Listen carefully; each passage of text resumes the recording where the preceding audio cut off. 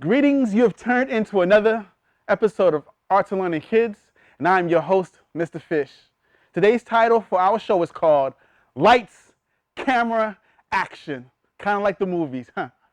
Today we will be diving into some Greek mythology, some African folklore, and what we can learn from them by using elements of theater to tell stories and bring them to life. We will be guiding our lessons today by Harlem Park Elementary Middle School teacher's own, Mr. Uwimana, joined with teaching artist, film actor, stage actor, Mr. Koli. Now let's sit down and get ready for story time. This story takes place in ancient times in Greece. Close your eyes and imagine this setting.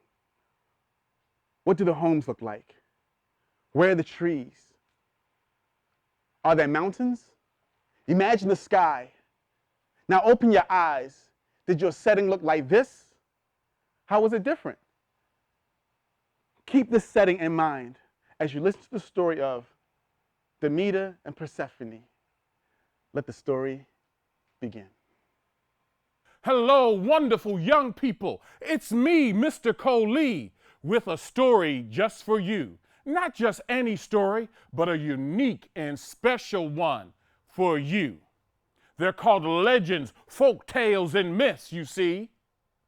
All people had them regardless of where they lived in the world. Most of them were created to explain things that we as human beings did not understand. Like, why does the sun shine so bright up in the sky during the day? And why does the moon just chill all up in the sky at night? Our story begins in a magical place where art and philosophy flourished everywhere, like fish in the sea and leaves on the trees. The place is called Greece, way in the past, where people believed that gods controlled everything from the thoughts of man to time and space. The gods not only use words, but lightning and thunder to communicate. Our story is about a mother and daughter, Demeter and Persephone. No greater love between mother and child people thought they would ever be. The daughter, Persephone, was thought to be one of the most beautiful women in all of Greece. As we would say today, she looked like bae. Demeter, the mother, who was also a god, loved her daughter with all her heart. One day, while picking flowers together, Persephone wandered away out of her mother's sight. And it was then that everyone learned that the beautiful girl had a secret admirer. It was at that moment that Hades exploded from the ground, riding a chariot pulled by 5 black horses. He scooped her up and took her away to his underground lair. And there he shared with her that he had been watching her for a really long time, and that he loved her and adored her and wanted her to be his wife. Demeter searched everywhere, sometimes late into the night, carrying a torch in her hand, searching for her beloved daughter, but she could not find her. Demeter was the god of the harvest and fertility of the land, and she became so sad about her missing daughter that all the crops on the farm and the flowers in the forest withered and died. This caused great concern for the god of gods, the mighty Zeus. Zeus knew that the culprit was Hades. So off to the underworld Zeus went, because gods are the only ones who can do that kind of thing. Zeus told Hades to release Persephone, or the world could suffer horribly. Hades explained that she could not leave because she had eaten fruit from the underworld land. 6 pomegranate seeds, to be exact. Hades looked at Zeus with an expression that said, "Rules are rules and facts are facts. You made these rules and that is that." Zeus chuckled with a little glint in his eye that said, "You're right about that. These rules I did make, and I can alter them just like that." The compromise was that Persephone would spend 6 months in the underworld with Hades, 1 month for each pomegranate seed she ate, and the other 6 months she would spend above ground on earth with her loving mother. And that is how the 4 seasons came to be. And hello, scholars. My name is Mr. Uwimana. I'm the literacy intervention teacher at Harlem Park Elementary Middle School, number 35 in West Baltimore. And I've talked a lot about some of the things and the work I've been doing during the pandemic quarantine. But really what I want to talk about is some of the fun I've been having. And I've been blessed to have a lot of time with my own kids. And we've been taking a lot of walks, having picnics in the park, and turning all my living room furniture into all sorts of different forts. But really one of the best things we've done is just simply go outside and fly a kite. I know I remember doing it when I was a kid, but it's still a lot of fun as a grown man. Hello, everybody. I'm Mr. Koli. I teach theater performing arts with Baltimore City Public Schools, and I believe that every day we can use some form of art to make the world better. And today we are going to compare 2 stories, a myth and a folktale. And we're going to use elements of drama to create a scene from one of them.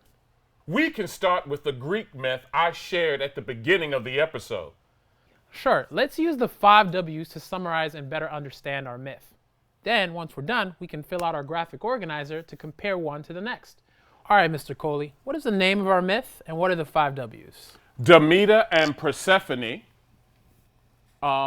First W would be the who, which would be Demeter, Persephone, Zeus, and Hades.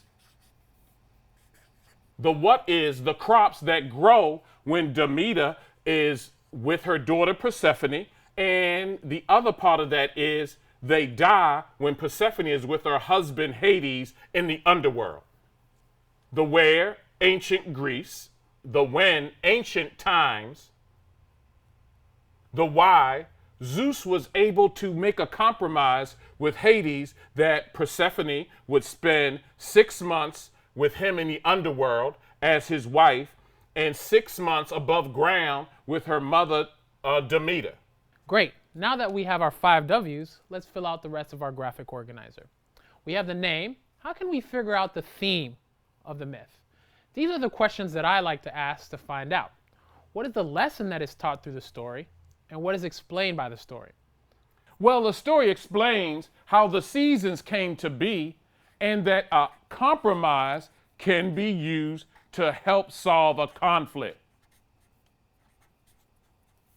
All right, and can you give me evidence of that?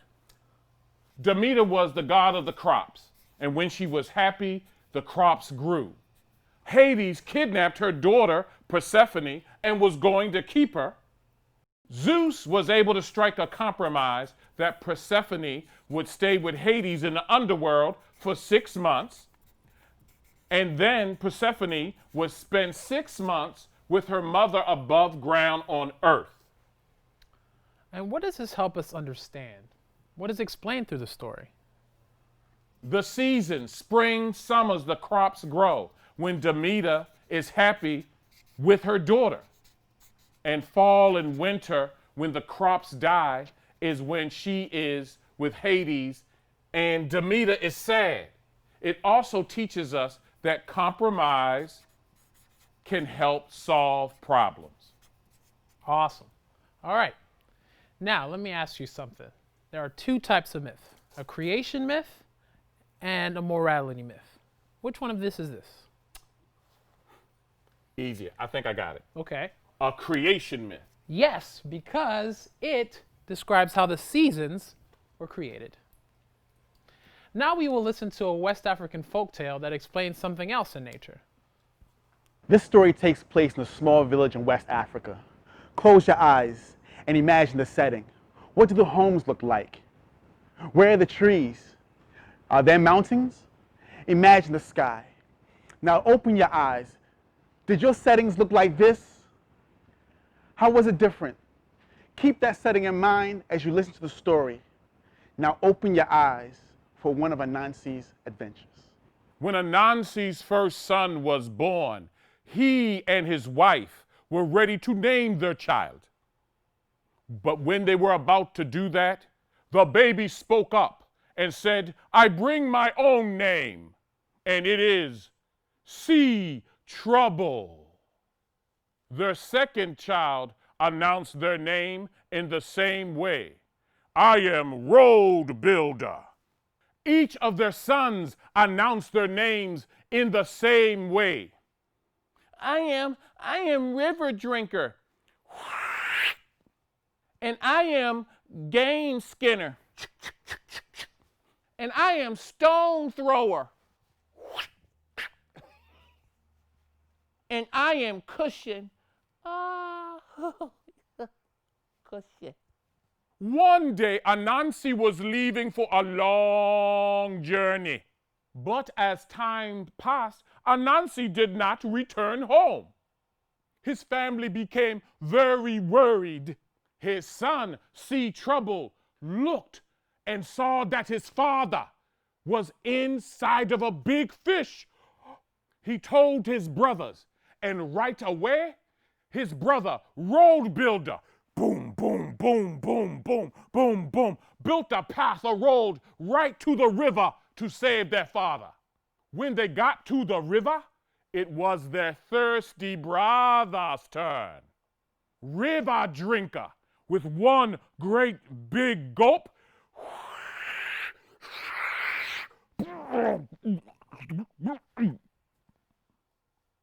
drank up all the water in the river. There was a big fish at the bottom of the riverbed, flopping. Now it was his son's, Game Skinner's turn. Game Skinner chopped up and cut open the fish and released his father. It was then that suddenly a large bird came swooping down out of the sky and scooped up Anansi and took him away. This was when his son, Stone Thrower, reached down in the riverbed, picked up a rock, licked his finger to his tongue, gauged the wind, hauled back, and threw the rock. The rock shot through the sky like a missile and boom, hit the bird, and Anansi tumbled and tumbled and tumbled. Everyone around was so afraid that Anansi would hit the ground and die, but he did not, because it was then that his son, Cushion, placed himself under his father as he fell, and he landed on Cushion safely. Once at home, Anansi wanted to reward his sons for rescuing him. He found a bright, shiny, round object in the forest that would be perfect. Except that he could not decide who had done the most to help him. He decided to reach out to his friend Naomi, the god of all things, for advice. Naomi thought and thought, and the brothers argued and argued about who deserved the bright, shiny, round object. In the end, Naomi decided to put the bright, shiny object up into the sky for all to see. And it is still there, and you can see it in the sky tonight. Wow, what an amazing stories. Now let's bring back our old friends the 5 W's to summarize and better understand our story. Once we are done, we can fill out the rest of our graphic organizer, and then we can use that to compare the two stories. Now, Mr. Koli, what was the name of this folktale? Anansi and his 6 sons. And what are the 5 W's? The first W would be the who, which would be Anansi, his 6 sons, and Naomi. The what, Naomi and Anansi reward his 6 sons with a gift of moonlight. West Africa, Ghana, Ashanti land. When one day Anansi was far away from home. Why? Anansi was far away from home, got into trouble, and his 6 sons rescued him. Oh, awesome. Now that we have our 5 W's, let's fill out the rest of our graphic organizer. We have the name, Anansi and his 6 sons. How can we figure out the theme of this myth? These, again, are the 2 questions that I like to ask. What is the lesson that is taught in this story? And what is explained by the story? Well, the story explains how the moon came to be, and also compromise is important in solving a problem or a conflict. All right, great. Can you give me evidence of that? Yes, I can. The 3 brothers were in conflict, arguing about who should get the great globe of light. Naomi decided to compromise by rewarding all of them, by placing the light in the sky for everyone to see. And what does this help us understand? The story helps explain why the moon came to be in the sky for everyone to see at night, because that's where Naomi decided to place it. All right. And remember, there are 2 types of myths, a creation myth and a morality myth. Which one do you think this is? Creation myth. Yes, because it describes how the moon came to be. Wow, that was lots of storytelling. Greek mythology, African folklore. When we get back, we're going to compare and see how they're similar and how they're different.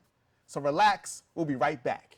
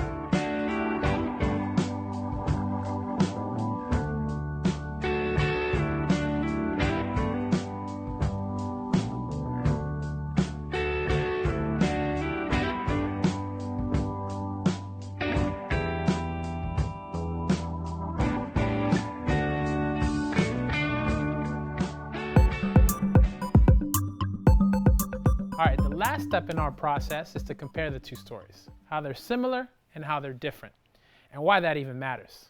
Let's take a look at what we wrote down and see what's up. Let's look at the evidence first. What's similar and what's different? Both of these stories show how compromise help when it comes to conflict. In Demeter and Persephone, it shows the creation of the seasons. In Anansi and his 6 sons, we see the creation of the moon. Both of those are natural occurrences in our world. So why does this even matter? And what does this help us understand? Well, it shows that all the good things that happen are caused by compromise, and that these stories matter because they show us that people from different cultures have the same beliefs. Now let's bring everything together by acting out the final scene of the folktale. When compromise was needed to solve a problem, and a piece of nature was explained. To do this, we need to understand some of the elements of theater. We won't be able to cover all those things today. Let's definitely include setting, is the time and place of the story. That would be a small village in West Africa a long, long time ago. We imagined the setting earlier, and now we can just bring that back into our imaginations because we don't have anybody to build that set for us. Great. Also, we need characters. Characters are the parts that people act out in a play. All right, well, let's invite my main man, Mr. Fish, so we can include 3 characters, Nyame, Game Skinner, and Stone Thrower. Mr. Fish, Excellent. Have you been paying attention this whole time? I sure have. Let's get it. Perfect. Now we need dialogue. Dialogue are the lines that the characters speak in the play. We need to think about what would the characters really say in the scene in that particular play. Well, the brothers are arguing about who should get the prize, the Great Ball of Light. I'm good at arguing with my siblings. I will play Game Skinner. All right, great. What role would you like to play? I want to be the god of all things, Nyame, of course, just like Zeus.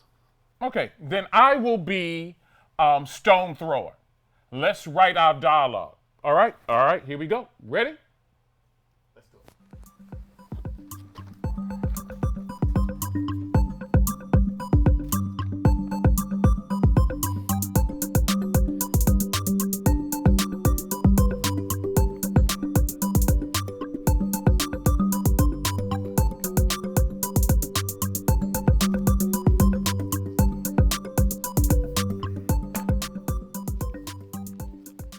Now, close your eyes and bring yourself back to our setting. Listen, I deserve the ball of light. It was me, who threw the rock like a spear that hit the bird that freed our father. So I deserve it. Me, Stone Thrower. No. Please spare me. That was no true act of bravery or love. It was I who pulled the fish beast from the river and used my mighty knife to cut open the sea monster and saved our father. Please look, Game Skinner. First of all, we don't even include the other brothers in this argument, eh? They probably think that they deserve the prize too. No doubt, that is true. They are always thinking of themselves. So, how are we going to solve this problem? Please, stop fussing with each other. The most important thing is that you saved your father. Right? You know what he would say. He would say he is very proud of the both of you. That he is grateful and so proud of both of you and your unique gifts. You should be very proud, eh? Yes. Father would definitely say all of that. But that is all fine and good. But that still doesn't solve the problem about who will get the great globe of light. I really want it. I see. I have the solution to this dilemma. I believe that all of you in your own special way have helped to save your father. That beautiful ball of light now. I see. I will place it in the sky for the world to see. And there, everyone can benefit from it. That is my wisdom. Yes. Now that is making some sense. All right, sure, I can work with that. The God of all things. Problem solved. Ah, that was a lot of fun, bringing these characters to life in this story. Well, we're about to take a break right now. We'll be right back. Hey everyone, this is Nick with the Michael Stanley Makerspace at the Chesapeake Arts Center. Today, we have an at-home arts and crafts activity for all you quarantined artists. We're going to be doing a simple flip cup style paint pour. So once we've chosen our colors, it's time to start mixing. So your acrylic paint has to get thinned down so that it can pour nice and easy. And to do that, we have to use Floetrol. Pour a good amount of our acrylic paint into one of our mixing cups. And then you pour in a little bit of Floetrol at a time. And then you want to mix it up so it's all one uniform color and check in on what thickness it is. You want it to nice and easily run off your mixing stick, like a really thin pancake batter. Then we need to get another cup where we're going to pour all the colors in layer by layer, and that's going to be what creates the swirls in our paint pour. So we're going to gently pour down the side of our cup so that we don't create too much of a splash during the pour. And you can really just experiment here. Pour all your favorite colors in and try it out. The nice part about the paint pour is that you don't get to make too many decisions through the process. The art just kind of happens. For the size canvases that we have, I'm going to fill these cups up about halfway. And that might be a little more than we need, but it's always better to have a little more paint than you need to cover it than to not have enough. So, once you're done, your cup should look like this with distinct layers of all your different colors poured from the same spot. So we want to use something to elevate our canvas so that the paint can drip off and not get stuck to our table. Alright, so we're going to take our cup and put the canvas straight on top of it. We're going to flip the whole thing over, place it on our cups, and now release, and you can move your cup around. Alright, so we got the big dollop right there, and now we're going to take it and move that dollop around so that it stretches across our whole canvas. This is going to get messy, alright? Some of this is going to pour off the canvas and it's supposed to happen that way. If you find that you don't have enough paint, you can always pour some more over the areas that you missed. If you see these small spots and dots that are on the paintings we did today, we call those cells. Those occur when we have a thinner layer of paint that's trapped under a thicker layer and has to bubble up through it in little spots. So to get those to happen on your painting, try experimenting with different layers of paint and putting the thinner ones under the thicker ones. We've included links to all the main art supplies used in this video, and you can find them in the description below. If you want to see more from the Chesapeake Arts Center, follow us on Facebook or Instagram, and check out our website at chesapeakearts.org. And scholars, you did a magnificent job. I'm really proud of the work you put in today. You went into a deep analysis of two myths from two different cultures, and with little support from us, you took a process we learned and applied it to identify what myths and stories from different cultures have in common, and what we can learn from them. In this case, we learned our mutual need to explain the unexplainable, and that compromise can lead to some of the most beautiful things on this planet. You deserve to pop your collar. You ready?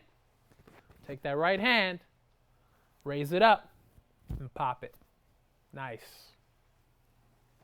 And how was it different listening to a story versus seeing it act out?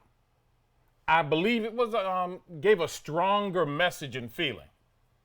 And today we learned how to analyze myths and compare them. We found out the best way to do that is by following a little bit of some familiar steps.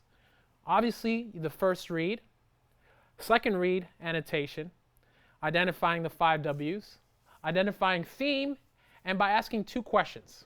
What is the lesson being taught, and what is explained by the story? And finally, identifying whether it's a creation myth or a morality myth.